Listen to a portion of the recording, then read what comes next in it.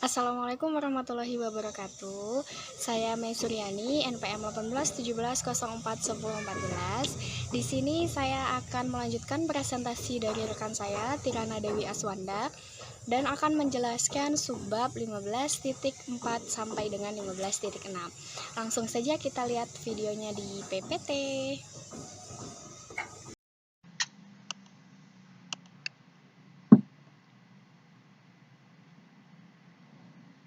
Oke teman-teman, kita akan melanjutkan bahasan kita pada subbab 15/4, yaitu karakteristik masukan sebuah operasional amplifier.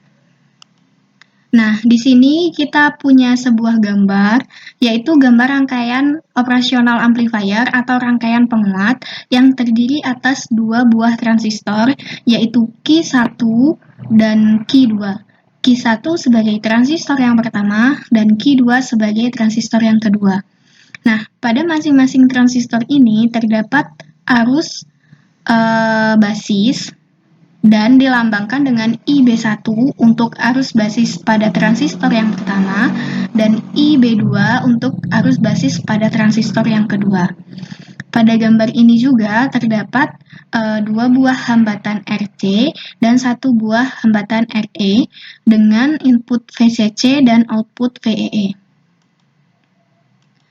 Nah, pada subbab ini yang pertama kita akan membahas tentang input bias current.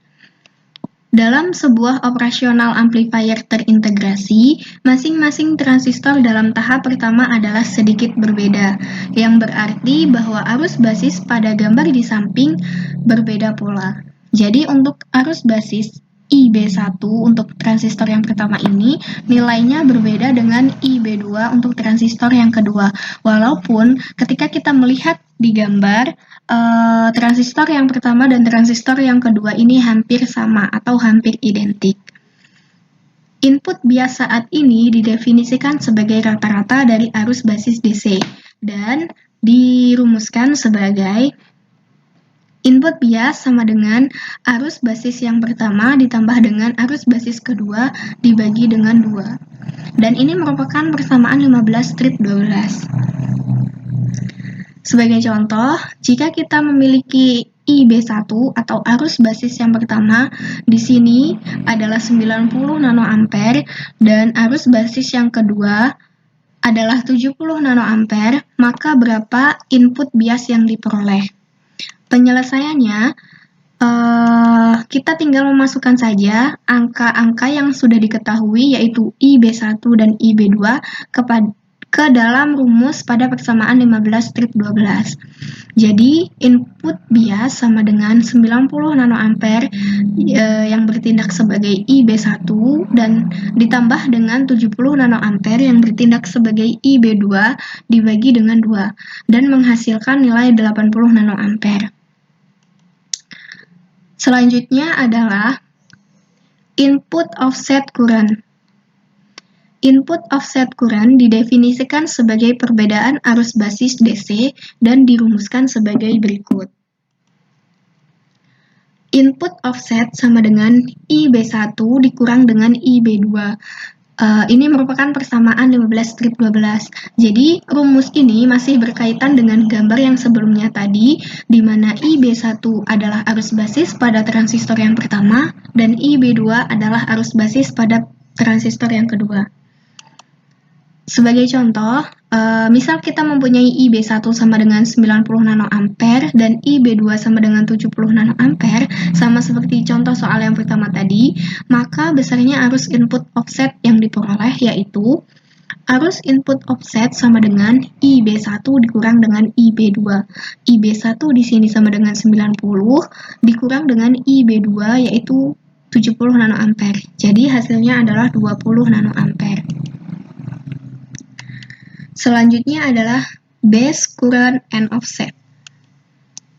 Dengan cara mensubstitusikan persamaan 15/12 yang tadi, yaitu input bias untuk mencari input bias, yaitu input bias B1 atau IB1 ditambah dengan IB2 dibagi dengan 2 dan disubstitusikan ke dalam persamaan 15/3 yang ini input offset sama dengan IB1 dikurang IB2, maka akan memperoleh persamaan baru untuk mencari nilai IB1 dan IB2, di mana nilai IB1 sama dengan input bias ditambah dengan input offset dibagi dengan 2, dan IB2 sama dengan input bias dikurangi dengan input offset dibagi dengan 2.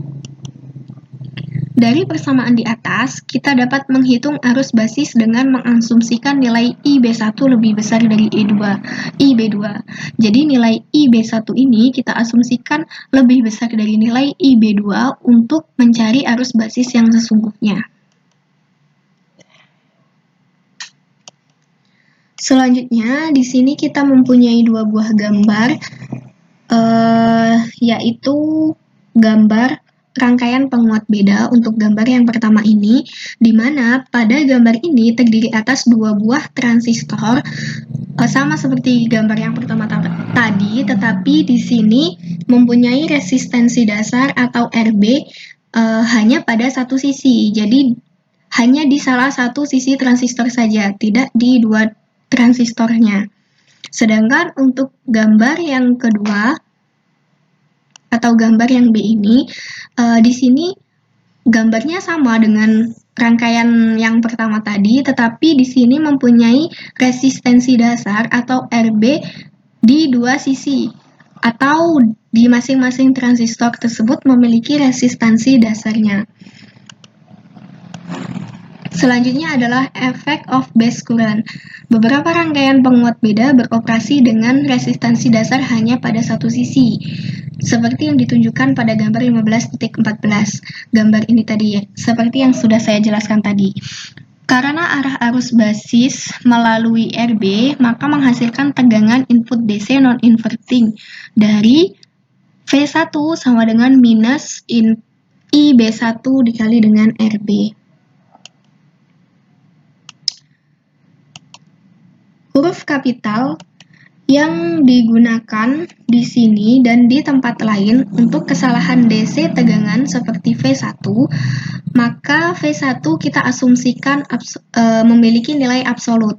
Tegangan ini memiliki efek yang sama sebagai sinyal input asli. Ketika sinyal palsu ini diperkuat yang tidak diinginkan, maka V error muncul di output, seperti ditunjukkan pada gambar 15.14 tadi.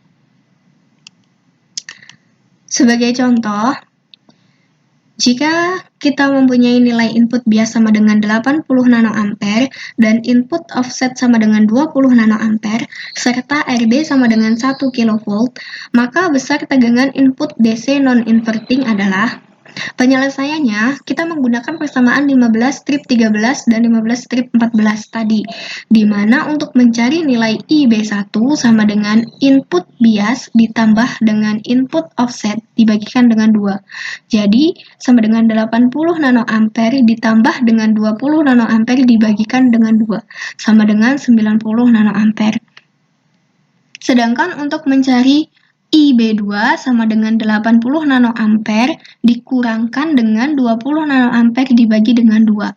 Hasilnya adalah 70 nanoampere. Karena nilai RB sama dengan 1 kV, maka besarnya error voltage adalah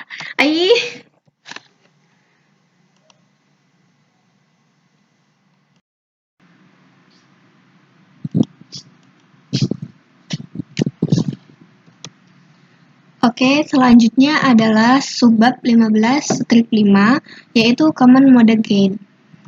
Di sini kita ada dua buah gambar.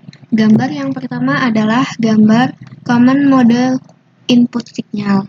Nah, di sini ada sebuah rangkaian yang terdiri atas dua buah transistor, yaitu transistor yang pertama dengan tegangan input CM atau common mode, dan transistor yang kedua dengan tegangan input CM atau common mode dengan arah basis yang berbeda, dengan arah kaki transistornya berbeda juga.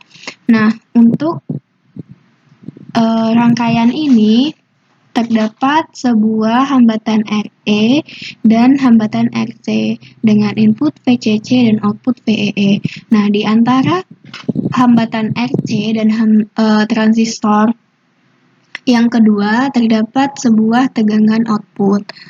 Nah, sedangkan untuk gambar yang kedua itu merupakan gambar equivalent circuit. Nah, pada gambar ini hampir sama dengan rangkaian yang pertama. Hanya saja hambatan RE pada gambar yang kedua mempunyai dua buah hambatan RE untuk masing-masing transistor.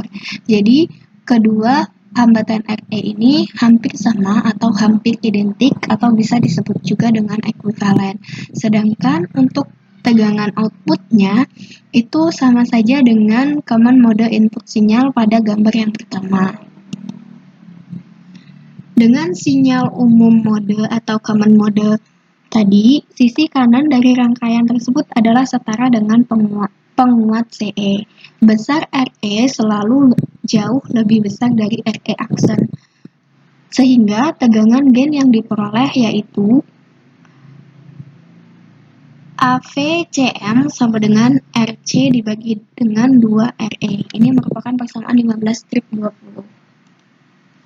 Selanjutnya adalah Common Mode Rejection Ratio. Common Mode Rejection Ratio atau CMRR didefinisikan sebagai gain tegangan dibagi dengan common mode gain tegangan dan disimbolkan dengan CMRR dan dirumuskan dengan CMRR sama dengan AV dibagi dengan AVCM. Ini merupakan persamaan 15/21. Semakin tinggi CMRR, semakin baik pula. Maka dengan sebuah cara CMRR ditinggikan bahwa diferensial amplifier memperkuat sinyal yang diinginkan dan diskriminasi terhadap sinyal common mode. Lembar data biasanya menentukan CMRR dalam bentuk desibel menggunakan rumus untuk konversi desibel yaitu CMRR desibel sama dengan 20 log CMRR. Ini merupakan persamaan 15/22. Jadi rumus-rumus ini dapat digunakan untuk mencari nilai common mode gain pada rangkaian yang pertama yaitu common mode input sinyal ataupun rangkaian yang kedua yaitu equivalent circuit.